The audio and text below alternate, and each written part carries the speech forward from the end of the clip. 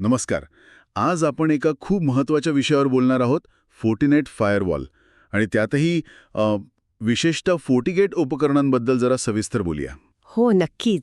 आपल्याकडे फोर्टिनेट फायरवॉलचे सखोल ज्ञान यावर आधारित काही माहिती आहे आणि आपलं ध्येय आहे की यातून फोर्टिगेट कसं काम करतं, त्याची मुख्य वैशिष्ट्ये काय आहेत, हे सगळं समजून घेणं. बरोबर. मग तुम्ही नेटवर्क सुरक्षा व्यावसायिक असाल किंवा समजा NSE 4 सारख्या परीक्षेची तयारी करत असाल किंवा अगदी उत्सुक असाल, तरी ही चर्चा नक्कीच उपयोगी ठरेल. चला तर मग सुरुवात करूया का? हो, करूया. फोर्टिगेट हे म्हणजे आजच्या नेटवर्क सुरक्षेमधलं एक खूप महत्त्वाचं उपकरण आहे.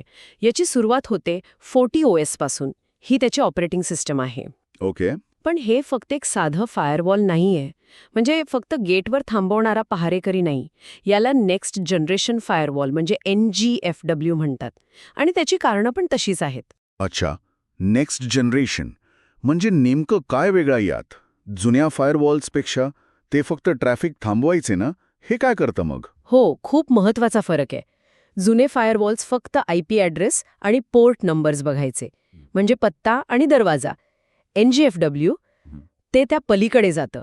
ते आतमध्ये काय चाललंय, कोणतं ॲप्लिकेशन वापरलं जातंय, हे पण बघतं. ओ अच्छा, म्हणजे कोण फेसबुक वापरतंय आणि कोण ऑफिसचं काम करतंय हे कळतं. अगदी. तसंच यात इंट्रुजन प्रिव्हेन्शन सिस्टम म्हणजे IPS असतं. ते हल्ल्यांचे जे काही पॅटर्न्स असतात ना, ते ओळखून त्यांना थांबवतं. मग वेब फिल्टरिंग आहे, ज्यामुळे धोकादायक किंवा नको असलेल्या साईट्स ब्लॉक करता येतात. आणि एक अत्यंत महत्त्वाचं फीचर म्हणजे SSL इन्स्पेक्शन. SSL इन्स्पेक्शन म्हणजे जी माहिती एन्क्रिप्टेड असते, लॉक केलेली असते, ती सुद्धा हे तपासू शकतं. हे महत्त्वाचं काय आहे इतकं? अगदी बरोबर. कारण आजकाल जवळपास सगळा इंटरनेट ट्रॅफिक एन्क्रिप्टेड असतो HTTPS वापरून. आणि हॅकर्स काय करतात, ते याचाच फायदा घेतात. बरोबर आहे. आणि हे सगळं फोर्टिनेटच्या सिक्युरिटी फॅब्रिक नावाच्या एका मोठ्या संकल्पनेचा भाग आहे, जिथे वेगवेगळी सुरक्षा उपकरणं जसं firewall, FortiAnalyzer, FortiManager ही सगळी एकमेकांशी बोलून एकत्रितपणे काम करतात. समजलं. म्हणजे हे खरंच खूप हुशार आहे. पण हे नेटवर्कमध्ये बसवतात कसं? म्हणजे याचे काही वेगवेगळे प्रकार आहेत का लावायचे? हो, मुख्यत्वे 2 पद्धती वापरल्या जातात. सगळ्यात जास्त वापरला जातो तो नॅटरूट मोड. यात फोर्टिगेट तुमच्या नेटवर्कचा मुख्य दरवाजा म्हणजे गेटवे म्हणून काम करतं. ओके. आणि ते अंतर्गत IP ॲड्रेसना बाहेरच्या जगापासून लपवतं. नॅट म्हणजे नेटवर्क ॲड्रेस ट्रान्सलेशन करतं. दुसरी पद्धत आहे ट्रान्सपरंट मोड. ट्रान्सपरंट म्हणजे पारदर्शक. हो, अगदी. ह्या मोडमध्ये फोर्टिगेट नेटवर्कमध्ये अक्षरशः अदृश्यपणे बसतं, जणू काही वायरचाच एक तुकडा आहे.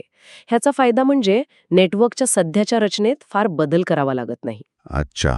आणि मग इंटरफेसेसना झोन्समध्ये ग्रुप केल्याने पॉलिसी बनवणं सोपं जातं. आणि ह्या पॉलिसीज म्हणजे फायरवॉलचे नियम. ते कसे काम करतात? असं ऐकलंय की त्यात कोणतातरी एक शेवटचा नियम खूप महत्त्वाचा असतो. बरोबर बोललात. पॉलिसी म्हणजे नियमांची एक लिस्ट असते.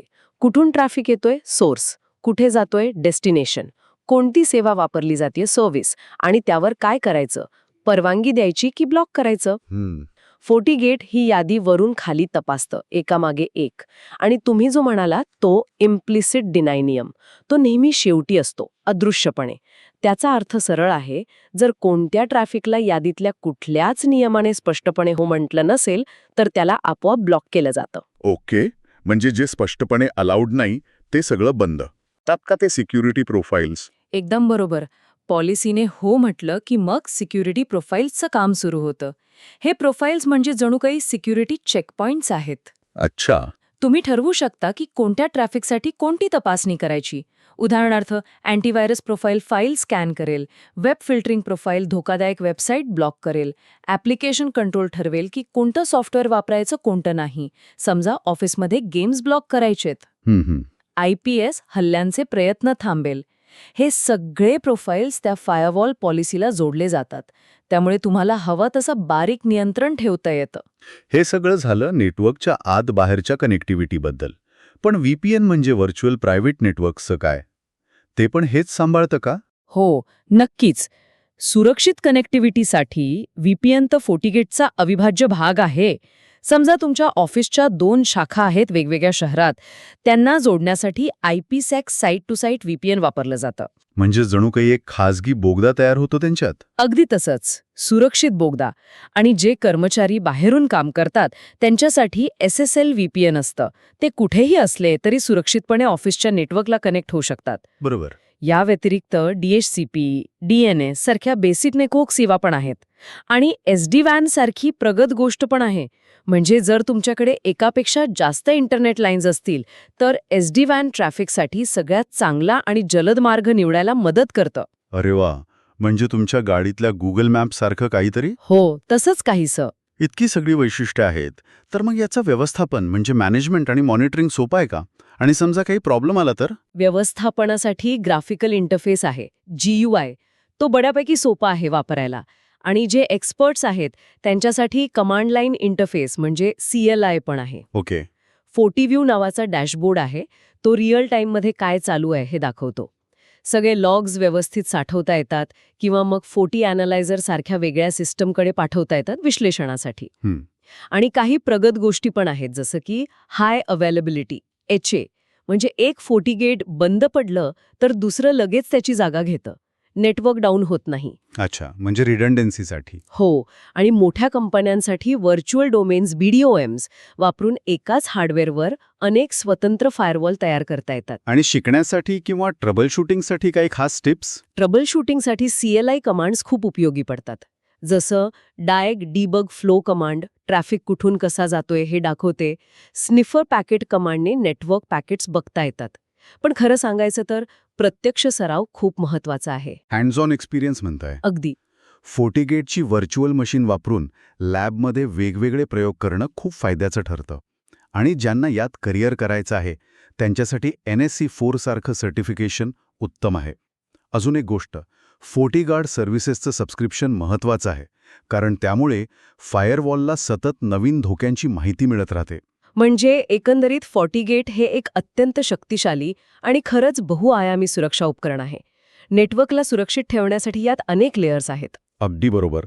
पण शेवटी एक गोष्ट लक्षात ठेवणं खूप गरजेचं आहे. ही सगळी फीचर्स खूप प्रभावी आहेत यात शंका नाही, पण त्यांची खरी ताकद कशात आहे तर ती योग्य कॉन्फिगरेशन आणि सततच्या देखरेखीत आहे. हे असं नाही की एकदा सेट केलं आणि विसरून गेलो. सायबर हल्ल्यांचे प्रकार रोज बदलत आहेत. त्यामुळे या उपकरणांना सतत अपडेट ठेवणं, नियमांचा वेळोवेळी आढावा घेणं, लॉग्स तपासणं हे खूप महत्त्वाचं आहे. बरोबर. तंत्रज्ञान कितीही प्रगत असलं तरी त्याचा योग्य वापर करणारी सजग असलेली माणसंच शेवटी नेटवर्कला सुरक्षित ठेवतात. यावर खरंच विचार करायला हवा.